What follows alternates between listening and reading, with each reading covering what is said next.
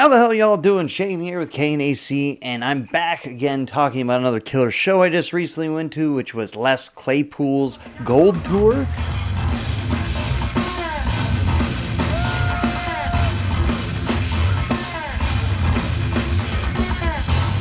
Which hit the F&M Bank Amphitheater in Long Beach on July 3rd. Before we even get into the music though, I kind of want to talk about this venue. It's a new venue. This was the second ever show, I believe, there. And I just want to start with, some tips and tricks about it. The parking was a nightmare. The venue itself is cool, but the parking situation's rough. I spent about 45 minutes trying to figure out where to park, and then finally realized to look at the small section on the website to find that I had to pay $60 for parking by Shoreline Drive, which was right across from the venue. And then some locals ended up telling me that it's better to park over by the aquarium for $15 till 1 a.m. Then you could take the shuttle or the water taxi over. However, the water taxi, they charge $12 round trip, so I was already at $80-something just to even get to the venue, which sucked. Either way, plan ahead, because this is not one of those venues where you could just casually pull up 5 minutes before showtime. Also, I did hear that the shuttle, if it's a super packed show, gets stuck in traffic, then people had to get out and walk. So just be aware and leave the venue quickly if you want to avoid that. That being said, this was a really cool bonus to this venue, actually, which was the Queen Mary is right next door, and your amphitheater ticket gets you complimentary entry. Instead of just standing around waiting for doors or, trying to hurry up and get there and wait around, you can actually go into the Queen Mary, grab some beers, get some food, walk around. I spent some time in there, and I haven't been there since I was a kid, so I had a fun time. And once you get inside the venue itself, it's really nice. It's standard layout for like a pop-up venue. But like this, it's important that the sound was good, and it was. It was a night built around Les Claypool's bass tone and weird grooves and psychedelic jams, and it delivered. I heard no complaints about the sound. I think that, again, the biggest complaints were getting there from people. And it's to be expected. They're working out a lot of kinks. I think it's going to be more fluid when it comes to all of that. The night kicked off with Les Claypool's Frog Brigade, and right away it set the tone, as this was my first time seeing them, and honestly I wasn't too familiar with them to begin with.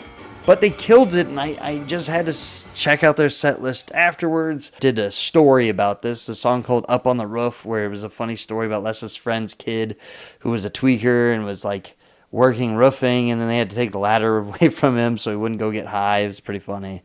Then from there, they went into Amanitas, Rumble the Diesel, David McAllister, and then Riddles Are Abound. All great songs. They had the psychedelic groove feel, that funky weirdness that sets it clearly apart from Primus. And then Sean Lennon's in the band too, and he added some cool guitar riffs and vocals as well. And I have to shout out Mike Dillon, the dude on the xylophone.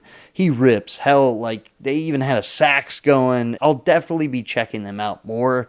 I had a great time watching them. I think everybody should too. After that came the Claypool Lennon Delirium. At first, I couldn't tell, because here's where I accidentally messed up. There was basically no break. They just started, because it's like some of the band was in the first band already. So I missed taking pictures of that set, and same with another photographer. They missed it too. Usually you have that little window between bands to reset, get ready, and head back up, but I guess they did the first two bands, and then there was an intermission, then there was Primus. So either way, I was still in the pit, and I had a great time. I got some good footage, as you could see. The Claypool Lennon Delirium is, again, one of these side projects that Les has, and I'm just glad that you could kind of tell them apart. After it went on, they did play, they put their logo, and I could tell. However, again, I was not familiar with his side projects at all, and now I'm a fan of both. I just never took the time to get into them, really, but now I wanted to definitely check them out and get into these more psychedelic realms with both these bands. But Sean adds a whole nother layer to the music, especially coming from his family's background. So there was a lot of spacey jams, and just Sean and Les working together just goes incredibly well. They played some songs that I definitely checked out later. Was Meat Machines, which had even Mike Dillon. He came back out and joined. But the big moment was probably the Pink Floyd cover. Featured all members from all three bands, where they came out and jammed, and it just became more like one giant Les Claypool jam. So that was cool. Then there was the intermission, followed by, Primus came out and reminded everybody why Primus sucks. Only true fans will genuinely get that. They opened with the taped intro, What is Primus? And then went to Clown Dream with the Puddles Pity Party video before kicking into those damned blue collar tweakers. From there it was like all groove chaos and the standard bass wizardry you'll expect. They played the Old Grizz, which is a newer track. It's killer. They've just been starting to play this on this tour. They played obviously American Life, Dirty Drowning Man, Over the Falls, Rest in Bones, Bob's Party Time Lounge. This was definitely a cool set that had some songs I haven't heard in a long time, and I've seen Primus at least 10 times now. The new Primus drummer, by the way, John Hoffman, is doing a fantastic job. This is my first time seeing Primus with him, as he's barely been in the band over a year now, and that is not an easy seat to step into, but Hoffman sounded locked in and was real cool, and he's just a great addition to the band. The back half of the set had some other killer moments too, like the old Diamondback Sturgeon brought out some of the Les Claypool Frog Brigade. It was just cool seeing people step in and out. It was just a jam night, They played my personal favorites, Welcome to This World, Jerry was a Race Car Driver.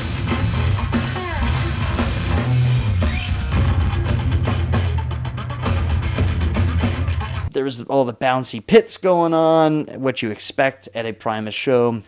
And then the encore came with John the Fisherman and Wynona's Big Brown Beaver. Great 1-2 punch to end a Primus set. But however, to close out the night completely, everybody came out for a cover of The Beats' Mirror in the Bathroom. And that was just a perfect ending, not just for Primus closing a show, but for all three of these bands coming out for one final weird, funky, celebratory jam. Overall, I just have to say, I'm excited to see more shows at this venue. Now I know the tips and tricks to get there, so that's going to be a little bit better. Les Claypool's Gold Tour was an incredible night. Again, the Queen Mary access was a cool bonus. The venue sounded great. The performances were tight start to finish. Definitely going to look more into Frog Brigade and the Claypool Lennon Delirium. It's just cool. That was my first time seeing Sean Lennon jam, I think he's doing his dad proud, And if you're just a Primus fan or a Les Claypool fan in general, this is just incredible music. It's just incredibly complex. It's just fun. All of these bands had incredible musicianship, and their tour is definitely worth hitting or seeing any of his side projects separately, as well as never miss Primus. Come on. But for KNAC, I'm Shane, and I'll see you at the next one, everybody. Take it easy.